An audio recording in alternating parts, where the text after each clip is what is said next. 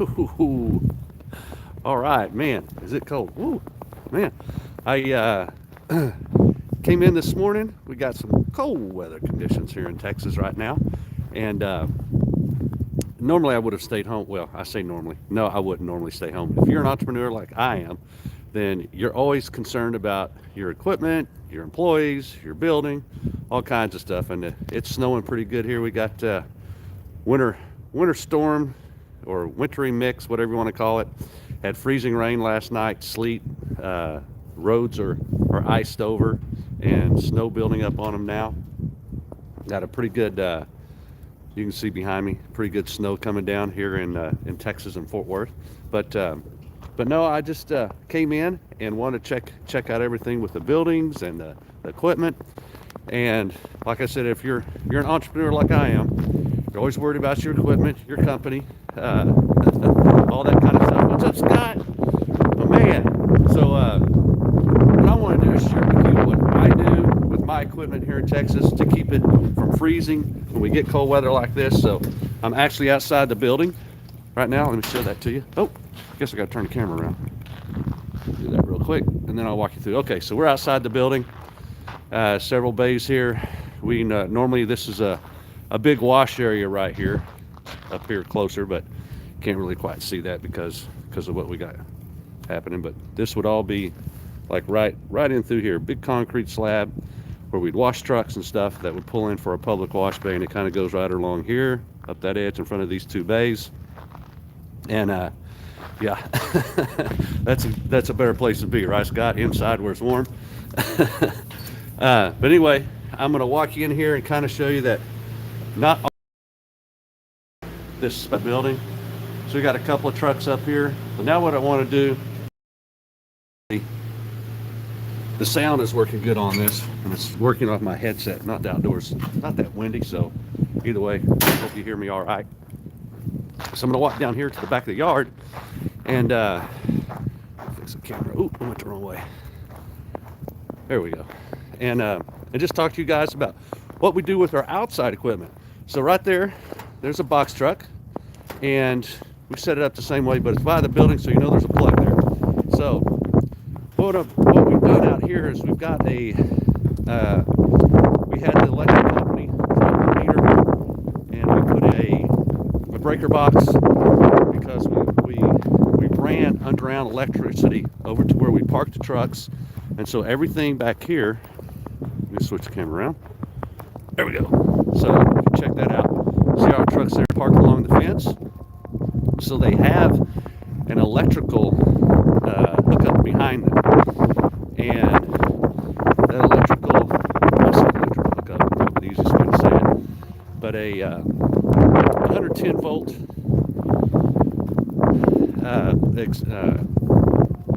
outlets, and we ran it from a breaker box over to our meter pole, all that fun stuff. I'll show you that as well. What I want you to see is that what we've done with these trucks is we've gone inside and we put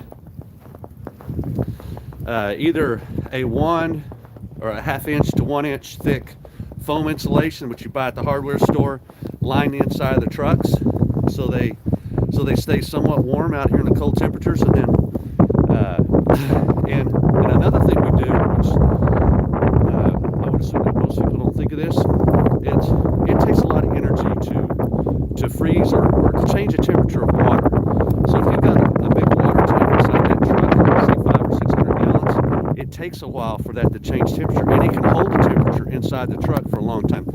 So for us in Texas, where we don't have extended long cold temperatures, it's good to leave that water in the truck and not to drain the water.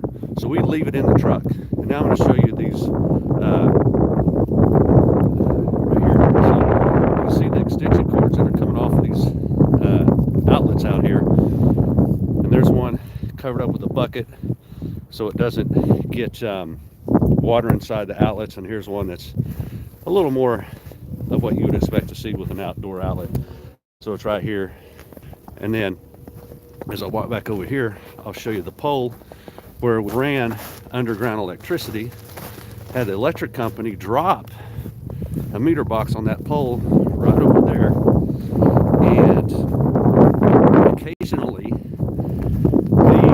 heaters, well, greatest sure extension cord has a problem. So they throw the breaker.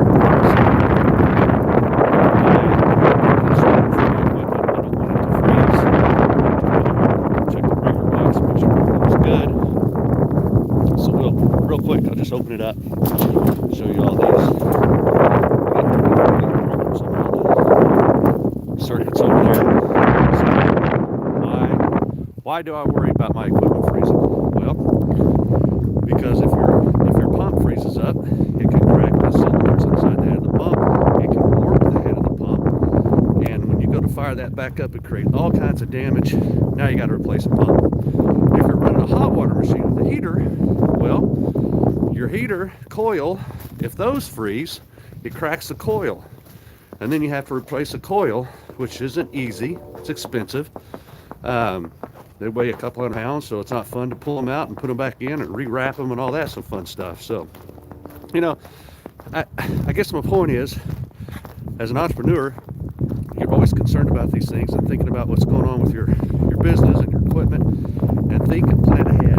So even if you plan ahead and you checked it, and you think you're ready, I still come out and check it, just so I don't worry about it, and make sure everything's going like it's supposed to. If you want employees don't always do what they're supposed to do. So I actually found a couple of things that were done right this morning. No big deal, but overall it's good.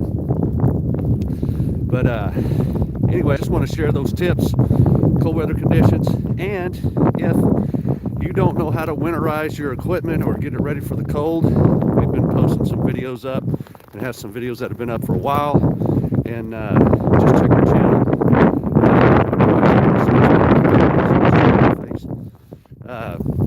You'll find those videos, so hope that helps everybody out there. As you can see, at least just not involved in the industry to sell equipment and help you guys and teach you, but I'm also active in the industry. I do a lot of fleet washing, kitchen exhaust. Oh, what was I say? I had a employee on my kitchen exhaust cleaning crews. When I came in this morning, was just coming out the gate, totally leaving it open. Got to talking to him, and I said, we had winter. We had bad road conditions last night. And I said, did you wash last night? He goes, oh yeah, we did all our jobs except one because the key didn't work. I said, you're kidding me. You did all your jobs? He goes, oh yeah, we got them all done, except for the one with the key. And I said, well, that's pretty cool. I said, are you working tonight? He goes, yeah, if y'all let me, I'm going to work. If I can work, I'm going to work. I tell you what, I'm so proud to hear someone talk like that. This guy's been with me several years, real good employee, always can count on, super reliable, and I feel blessed to have some employees like that, because nowadays, when you're trying to hire people, they just such an entitlement attitude that comes with it. And you know, I washed trucks when I was in high school and worked my way through college, and I never felt too good to wash a truck. I was blessed and felt like the opportunity was there, so I had to take it.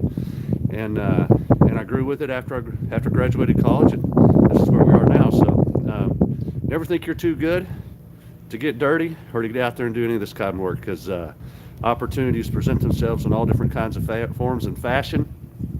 And